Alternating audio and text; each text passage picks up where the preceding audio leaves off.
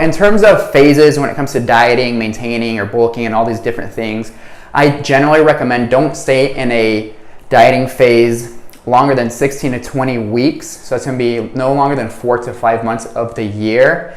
And that's going to come with a caveat. So if you've got 100 pounds to lose, and in that 4 or 5 months you've lost 30, then take, month 6 and 7 off and re-hit that diet in month 8. And this is just to give your body a little break from dieting, get those hormones back to normal levels again, since they do suppress during dieting phases, and get yourself ready to lose more weight over the long term.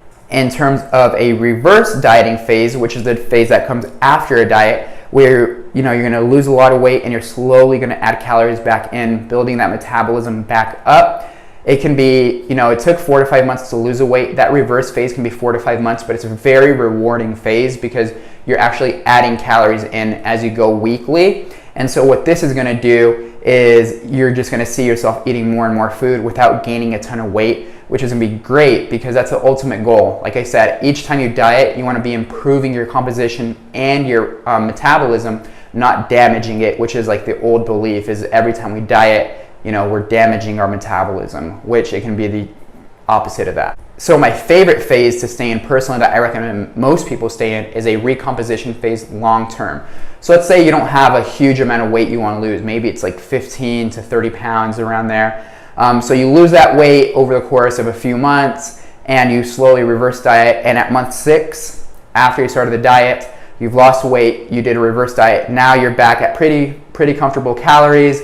You're happy with where you've achieved and you just want to maintain this. How you do this is you're going to log your calories during that maintenance phase. You're going to be logging your calories and weighing yourself. So while you're weighing yourself and you're logging your calories, if you see that you're breaking even, meaning you're eating 2,000 calories every day and you're not gaining any weight and you're not losing any weight, but you feel strong, you feel healthy, everything's going well, then you've reached a maintenance. That means you're breaking even all across. Now, a recomposition phase is personally my favorite because all you're going to do is you're going to keep your calories at maintenance, but you're going to play with the percentages, which is something that's going to be very unique to each individual. But when it comes to recomposition, you're just going to raise your protein to 1 gram per pound of body weight. And then your carbs are going to come down a little bit, or your fat's going to come down a little bit, but you're going to keep your calories at maintenance. In this situation, we said it was 2,000.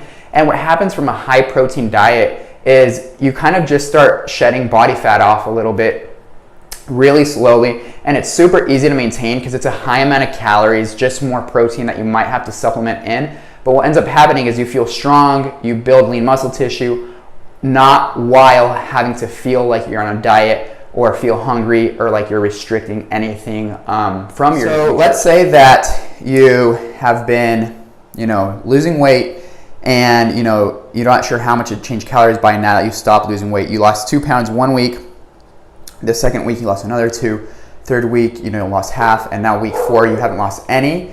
What you're going to do to decrease those calories even more, you're going to decrease the calories by maybe 100 or 200 for each day the next week, and then monitor your weight loss on a scale. And if that didn't do it, then the following week do another 100. So over 2 weeks, maybe another 200 calories.